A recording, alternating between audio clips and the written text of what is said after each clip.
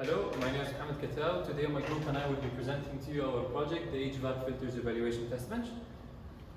First, I'll take you through the presentation outline. We will start with the problem formulation. We'll then present our proposed solution working principle along with the generated CAD model. We'll then go through some CFD simulations theoretical analysis, and along with the results obtained, we will end our presentation with the conclusion and ongoing future works. Okay, so what is the problem? It has been observed that exists an unhealthy particulate matter count in the skies of the UAE. As seen in the figure, a particulate matter count of 164 has been recorded at 9 a.m. on last Thursday, which is considered unhealthy for the entire population.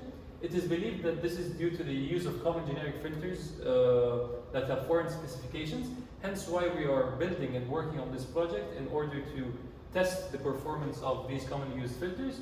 What is the value of our project? As I mentioned before, our project aims to test PM count in several indoor environments, to test the efficiency and performance of commonly used filters, and to help contractors in the future choose suitable filters. Next. Alright, so non-technical and technical constraints.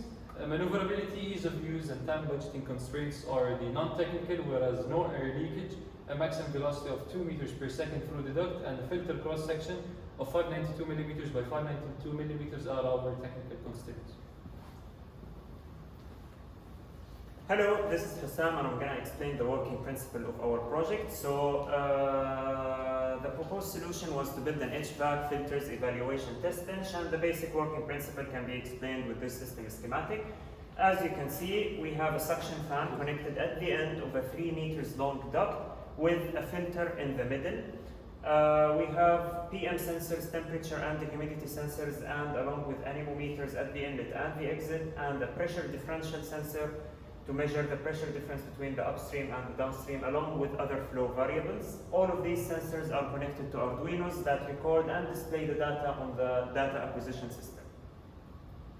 To take a deeper look at our model, we can look here at the CAD model generated. At the inlet and the exit, we have mesh to protect the safety of the user and big particles from entering the duct.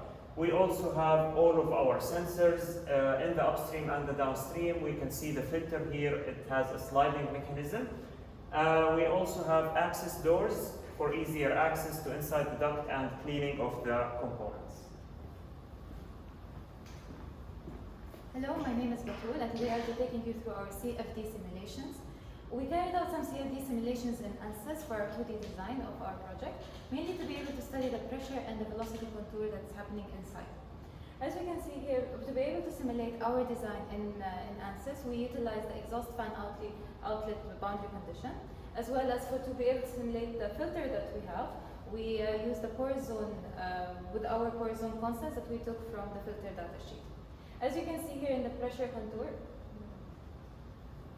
the pressure is immediately high at the start because we simulated for the worst case scenario, which is the MERV 13, and the pressure goes about to 260 Pascal. We also used ANSYS to simulate the velocity contour inside the duct. We aimed for a 2 meters per second airflow inside our duct, and that's exactly what we obtained. And as you can see, it is almost fully developed. However, at the end, because there's a change in area, the velocity spikes to around 7.6 meters per second. We also utilized the discrete phase model in ANSYS to be able to simulate how the dust particles will flow throughout our duct.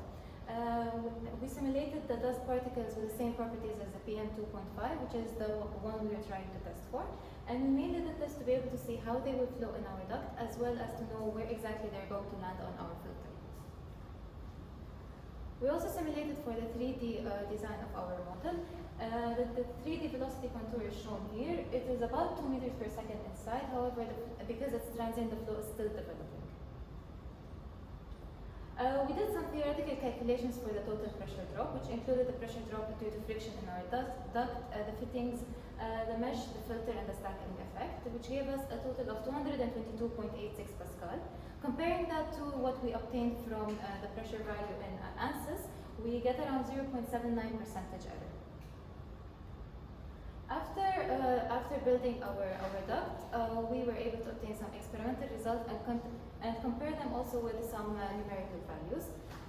From the experimental results, we can see we obtained the air velocity at the inlet and at the exit with the filter and without.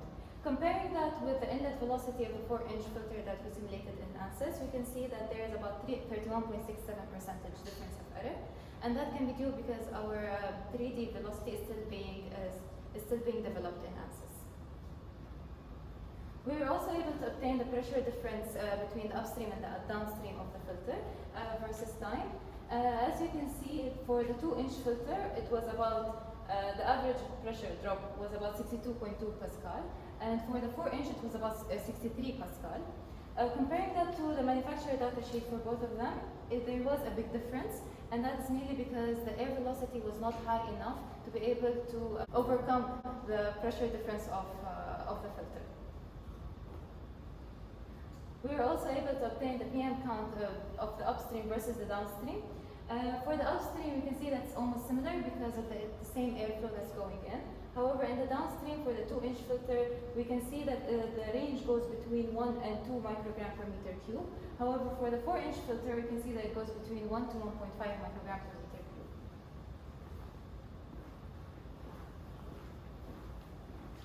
I'm Sherif, Elgohary, and I'm going to explain more about the experimental results. So now we'll discuss the effect of the environment on the performance of the filter. So to begin, we'll see the air temperature for both the 4-inch and the 2-inch filters. For both cases, the air temperature remained quite stable during testing, while humidity, on the other hand, as you can see from the bottom two graphs for both the 4-inch and 2-inch filter, it fluctuated significantly during the test. Now, to see the performance of the filter during time, we're going to use the PM difference, which is the difference in PM before and after the filter. For the 2-inch filter, we can see that even though it fluctuated slightly, it remained very stable, around 2.5 micrograms per meter cube, the difference. While for the 4-inch filter, it fluctuated a bit, but remained stable around 3 micrograms per meter cube.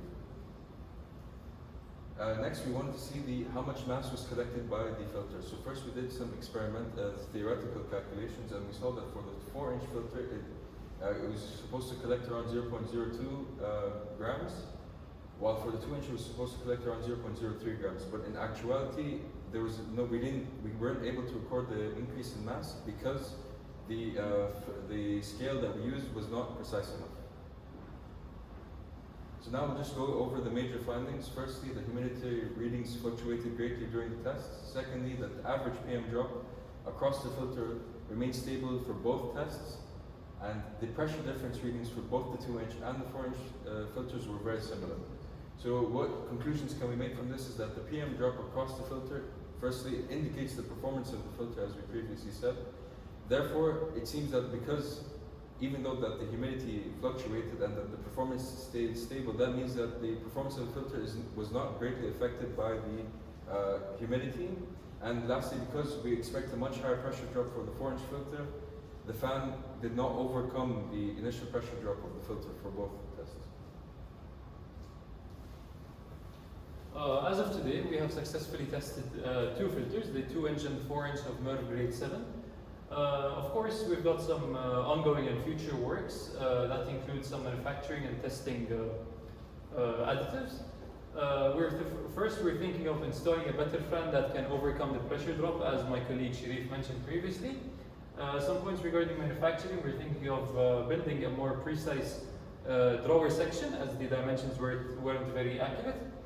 Regarding testing and validation, we want to test different grades of filters. In addition to injecting synthetic dust to test the effect of clogging on the filters, and testing against different controlled variables such as different speeds, etc., in order to raise the test cases to up to 64 test cases. At the end of our presentation, we would like to acknowledge some people, starting with our course instructor and supervisor of this project, Dr. Mason, along with engineers from the engineering department and engineers from outside companies as well. Thank you, and I hope you enjoyed the presentation. So moving on to our physical prototype, starting from the inlet, we can see how the anemometer is installed along with the wire mesh. The duct itself is made out of spiralite material, which guarantees energy savings and a low pressure drop. In here, we can see one of the access doors opened, and inside we can take a look at the sensors, which are the PM sensor and the temperature and the humidity sensor. We can also see here the pressure differential sensor along with the tubes. All of these sensors are connected to the Arduinos that record and save the data on the laptop. And we can also see here our sliding mechanism for the filter. Moving on, we have our second access doors with the same sensors on this side. And we have our transition section from the smaller diameter to the bigger diameter.